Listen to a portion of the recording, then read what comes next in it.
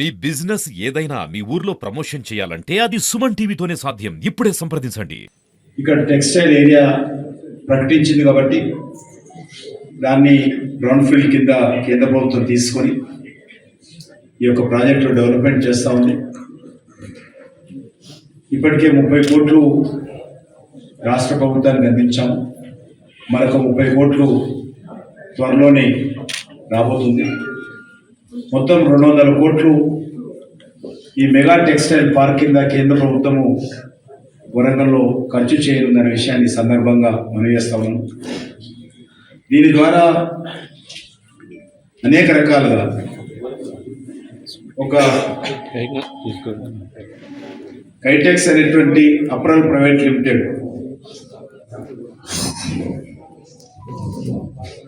1700 కోట్ల రూపాయలతోటి 12,500 మందికి ఉపాధి కల్పిస్తామని చెప్పి వాళ్ళు ముందుకు రావడం జరిగింది. 1700 crores ఇన్వెస్ట్మెంట్, 12,500 ఎంప్లాయ్మెంట్ జనరేషన్ అనేటువంటి ఆలోచన వాళ్ళకు ఉన్నది. అదేవిధంగా ఎవర్ టాప్ టెక్స్ అనేటువంటి apparel Yangon company, Korea company, అది కూడా 1,100 కోట్లతోటి 11,000 మందికి ఉపాధి కల్పించాలనేటువంటి ఒప్పందము ఆ కంపెనీ కూడా చేసుకున్నది. ఇదే కాకుండా గణేష్ ఎకోస్పియర్ లిమిటెడ్ కంపెనీ 1,062 కోట్ల పెట్టుబడితో 900 మందికి ఉపాధి కల్పించేటువంటి లక్ష్యంతో ఈ రకంగా 3 కంపెనీలు ఇప్పటికే ఒప్పందం కుదుర్చుకున్నాయి. మరి ఇంకా కొన్ని కంపెనీలు చర్చలు జరుగుతున్నాయి. త్వరలోనే ప్రధానమంత్రి గారిని ఆహ్వానించాలని చెప్పి మేము భావిస్తా ఉన్నాం. దానికి భూమి పూజ చేయించాలి. ఓవరాల్గా ఈ యొక్క మెగా టెక్స్టైల్ పార్క్ అనే విషయం పిఎం మిత్ర మెగా టెక్స్టైల్ పార్క్, దీని పూర్తి పేరు ప్రధానమంత్రి మిత్ర మెగా టెక్స్టైల్ పార్క్. దీనికి మౌలిక సదుపాయాల కల్పన పూర్తిగా వస్తుంది. మరి త్వరలోనే దీన్ని కార్యరూపం దాల్చేటువంటి అవకాశం ఉంది. అదే కాకుండా వరంగల్ ఎయిర్పోర్ట్ విషయంలో కూడా స్థానికంగా ఉన్నటువంటి రెవెన్యూ అధికారులను పిలిచి మాట్లాడారు. ఈ మమనూరు ఎయిర్పోర్ట్ ఏదైతే ఉన్నదో ఇప్పటికే కేంద్ర ప్రభుత్వం దగ్గర మీకు అందరికీ తెలుసు, మీకు తెలిసిన విషయమే, 696 ఎకరాల భూమి ఎయిర్పోర్ట్ అథారిటీ దగ్గర ఇప్పటికే ఉంది, పాత ఎయిర్పోర్ట్ సంబంధించి. అది Hyderabad international airport limited HIAL మరియు ఇండియన్ ఎయిర్ ఫోర్స్లో నుంచి మరి నో అబ్జెక్షన్ సర్టిఫికెట్ ఇప్పటికే కేంద్ర ప్రభుత్వము ఇవ్వడం జరిగింది. 2021లోనే ఆనాటి పౌర విమానయాన శాఖ మంత్రి జ్యోతిరాదిత్య సింధియా గారు స్వయంగా హైదరాబాద్కు వచ్చి నాటి ముఖ్యమంత్రి అయినటువంటి కేసీఆర్ని కలిసి మరి లిఖితపూర్వకంగా రాష్ట్ర ప్రభుత్వం ఇనిషియేటివ్ తీసుకుంటే ఎయిర్పోర్ట్ నిర్మాణానికి కేంద్ర ప్రభుత్వం సిద్ధంగా ఉందని వారు చెప్పడం జరిగింది. అదేవిధంగా నేను కూడా జూలై 2022 మరియు ఫిబ్రవరి 15th 2023 2 ఉత్తరాలను ఆనాటి ముఖ్యమంత్రి కేసీఆర్ గారికి రాయడం జరిగింది ఈ ఎయిర్పోర్ట్ అభివృద్ధి విషయంలో. కానీ ఆనాడు ఉన్నటువంటి ముఖ్యమంత్రి నుంచి ఏ స్పందన రాలేదు. మీకు అందరూ తెలుసు, అనేక ఉత్తరాలు తెలంగాణ అభివృద్ధి విషయంలో నేను రాసినప్పుడు కూడా ఒక్క ఉత్తరాన్ని కూడా నాటి ముఖ్యమంత్రి కేసీఆర్ స్పందించలేదు. 1,000 వంటలుగా అట్లా ఉంటుండే మా ఉత్తరాలు. ఇప్పుడు రాష్ట్ర ప్రభుత్వము మాట్లాడిన తర్వాత రాష్ట్ర ప్రభుత్వం 280 ఎకరాల భూమిని సేకరించడానికి ముందుకొచ్చింది. ఇది తొందరగా పూర్తి చేసినట్లయితే ఆ భూమిని ఎయిర్పోర్ట్ అథారిటీ ఇండియాకు మరి హ్యాండ్ ఓవర్ చేస్తే దానికి సంబంధించినటువంటి మాస్టర్ ప్లాన్ డాక్యుమెంట్స్ కూడా కొంత ప్రిపేర్ అవుతా ఉంది. ఇంత తొందరగా ఈ యొక్క భూమికి సంబంధించినటువంటి సమస్య పరిష్కారం అయితే ఇప్పటికే కాంపౌండ్ వాల్ నిర్మాణ పనులు కొంత ముందుకు వస్తూ ఉన్నాయి. మరి దాన్ని కూడా ప్రధానమంత్రి గారితో భూమి పూజ చేయించాలనేటువంటిది ఆలోచన. ఆ యొక్క ఎయిర్పోర్ట్ పనులు కూడా త్వరితగతిన పూర్తి చేయాలనేటువంటి ఆలోచనతో ముందుకు వెళ్తా ఉన్నామన్న విషయాన్ని ఈ సందర్భంగా చర్చించడం జరిగింది. ముందుగా చిన్న విమానాలు ATRకి సంబంధించినటువంటి చిన్న విమానాలు ఇక్కడ నడిపి పౌరుల నుంచి ప్రజల నుంచి స్పందనను బట్టి దూర ప్రాంతాలకు కూడా పెద్ద విమానాలు నడిపేటువంటి అవకాశం ఉంటుంది. ఆ విషయాలను కూడా ఎప్పటికప్పుడు మరి చర్చిస్తున్నామన్న విషయాన్ని ఈ సందర్భంగా మనం చేస్తూ ఉన్నాం. అదే కాకుండా మనకందరికీ తెలుసు ఇక్కడ RMU రైల్ మ్యానుఫ్యాక్చరింగ్ యూనిట్ ప్రధానమంత్రి గారు స్వయంగా వచ్చి భూమి పూజ చేసిన విషయం మీకు అందరికీ తెలిసిందే. అది కూడా వేగవంతంగా చేయాలని దృక్పథంతో రెగ్యులర్గా నెల 15 రోజులప్పుడు నేను హైదరాబాదులో రైల్వే అధికారులతోటి రివ్యూ మీటింగ్స్ పెట్టి ఆ పనులు ముందుకెళ్లే విధంగా ప్రయత్నం చేస్తూ ఉన్నాను. ఈరోజు మళ్ళీ స్వయంగా సౌత్ సెంట్రల్ రైల్వేకి సంబంధించినటువంటి GM గారు మిగతా సీనియర్ అధికారులందరినీ పిలిచి ఆ యొక్క ప్రాంతానికి వెళ్ళిన విషయం మీరు చూశారు. అది కూడా వేగవంతంగా పనులు జరుగుతూ ఉన్నాయి. వచ్చే సంవత్సరము అది కూడా పూర్తయిపోతే అక్కడ కూడా రైల్ మ్యానుఫ్యాక్చరింగ్ యూనిట్ ప్రారంభించేటువంటి పనులు కూడా ముందుకెళ్తాయనే విషయాన్ని కూడా ఈ సందర్భంగా మనవి చేస్తూ ఉన్నాం. అదే కాకుండా ఈరోజు 1000 స్తంభాల గుడికి సంబంధించి మీకు అందరికీ తెలుసు, మంటపం ఏ రకంగా పూర్తిగా శిథిలమైనప్పుడు దాన్ని పూర్తి స్థాయిలో ఫౌండేషన్ నుంచి పునర్నిర్మించడం చేయడం జరిగింది.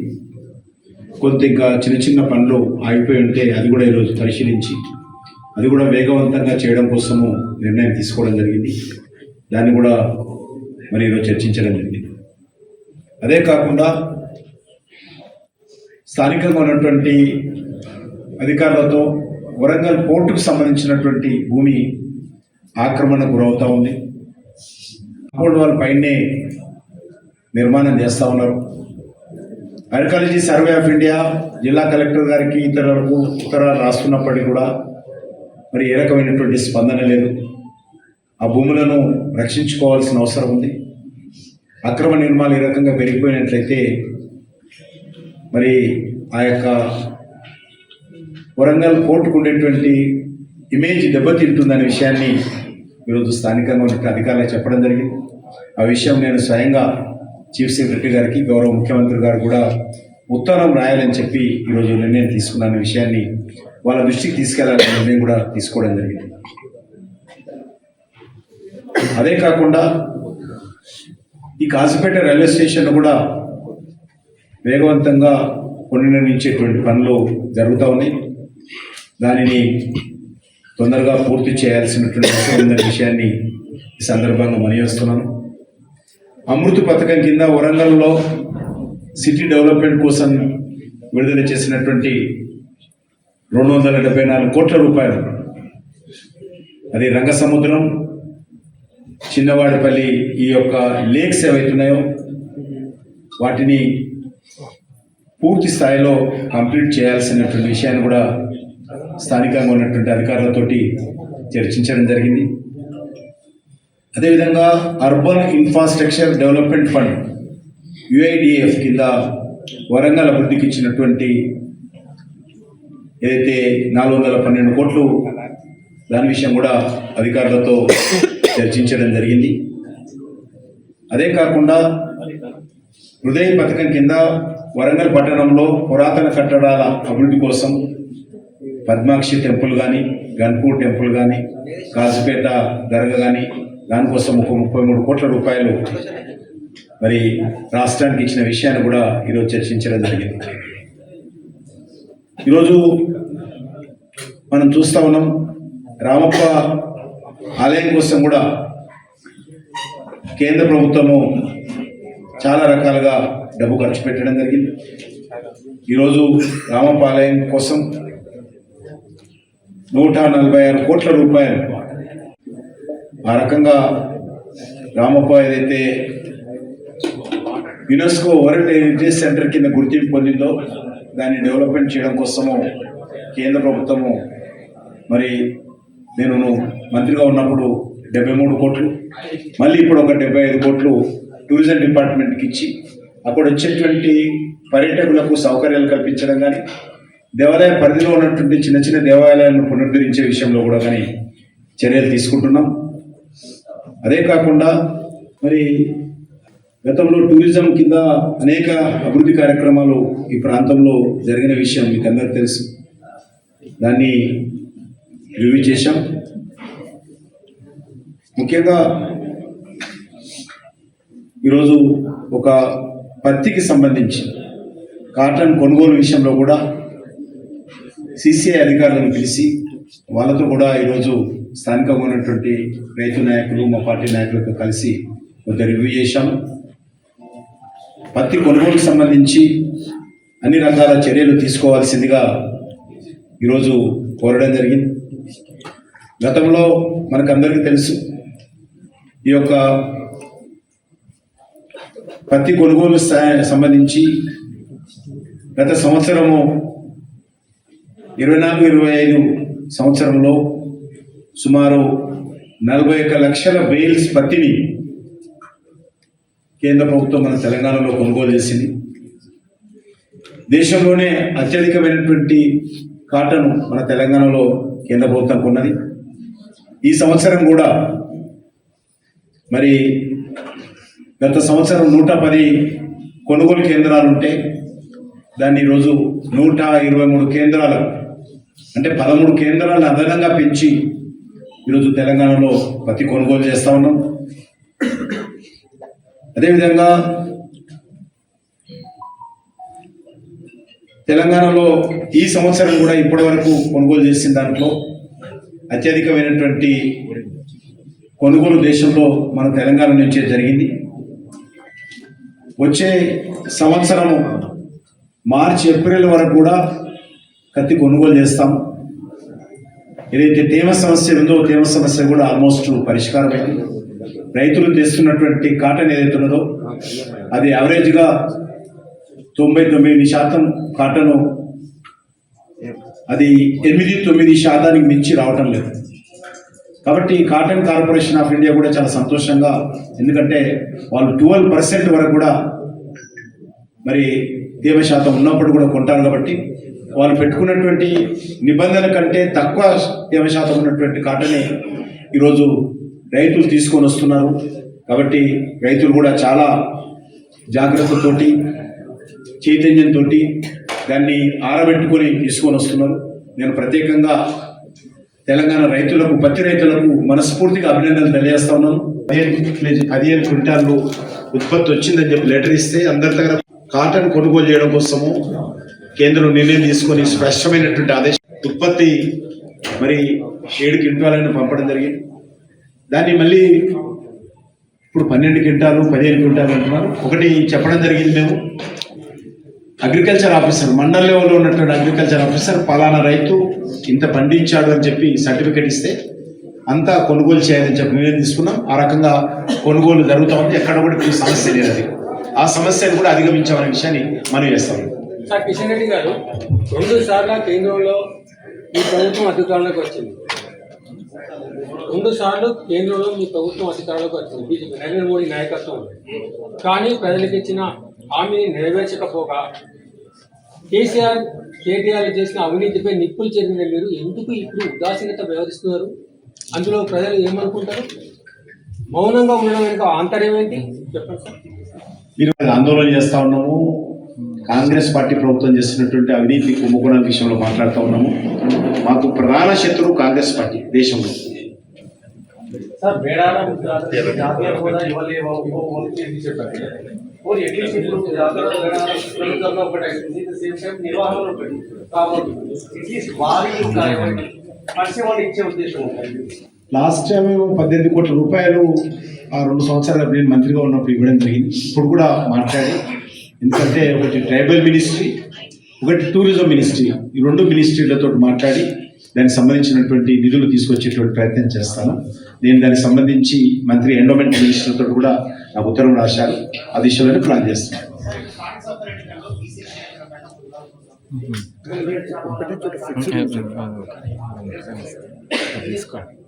ఖచ్చితంగా కాంగ్రెస్ పార్టీ గత శాసనసభ ఎన్నికలకు ముందు ప్రజలకు హామీ ఇచ్చింది. మరి హామీ ఇచ్చినప్పుడు హామీ నిలబెట్టుకోవాల్సినటువంటి బాధ్యత కాంగ్రెస్ పార్టీది. ఎందుకంటే వాళ్ళ అధికారంలో ఉన్నప్పుడే సుప్రీంకోర్టు 50% కంటే మించకూడదని చెప్పి తీర్పిచ్చింది. వాళ్ళ కేంద్రంలో అధికారం ఉన్నారు. ఆ తీర్పు వచ్చిన తర్వాత దేశంలో ఎక్కడ కూడా రిజర్వేషన్స్ పెరగలేదు. మా పార్టీ ప్రభుత్వం ఉన్నటువంటి మహారాష్ట్రలో కూడా మేము తీర్మానం చేస్తే సుప్రీంకోర్టు కొట్టేసి, అదేవిధంగా బీహార్లో నితీష్ కుమార్ బీజేపీ ఎన్డీఏ ప్రభుత్వం కలిసి తీర్మానం చేసి ముందుకెళ్తే కూడా కొట్టేసింది. కాబట్టి జస్ట్ బీహార్ ఎన్నికలను దృష్టిలో పెట్టుకొని, బీహార్ ఎన్నికల్లో మేము తెలంగాణలో బీసీలకు మేము 42% ఇస్తున్నామని చెప్పుకోవడం కోసమే, ప్రచారం చేసుకోవడం కోసమే చేశారు తప్ప కాంగ్రెస్ పార్టీ యొక్క వాదనలో చిత్తశుద్ధి లేదు.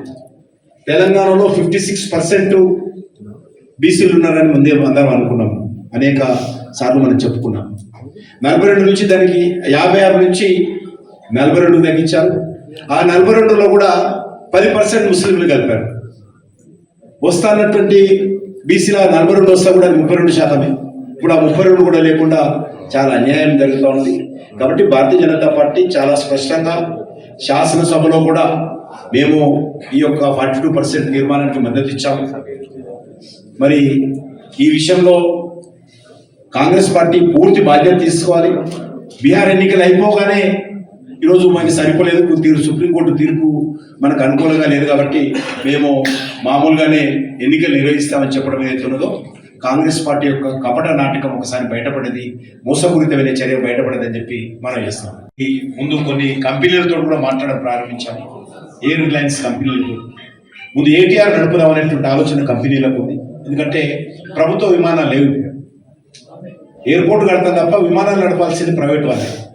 దానికి ఏ రకమైనటువంటి స్కీమ్ పెట్టడం వల్ల ముందు ఏటీఆర్ నడుపుదాం. హైదరాబాద్ నుంచి, విజయవాడ నుంచి, రాజమండ్రి నుంచి, విశాఖపట్నం నుంచి, నాగపూర్ నుంచి, పూనా నుంచి, షిర్డీ నుంచి, బెంగళూరు నుంచి, ఈ రకంగా దగ్గర ప్రాంతాల్లో ఏటీఆర్ నడిపి కొంత బాగా పికప్ అయితే దూర ప్రాంతాల విమానాలు కూడా మనం డైరెక్ట్ తీసుకురావచ్చు అనేటువంటిది ఆలోచన. ఆ దూర ప్రాంతాల్లో పెద్ద విమానాలు దిగడానికి వీలుగానే ఎయిర్పోర్ట్ నిర్మాణం చేస్తారు.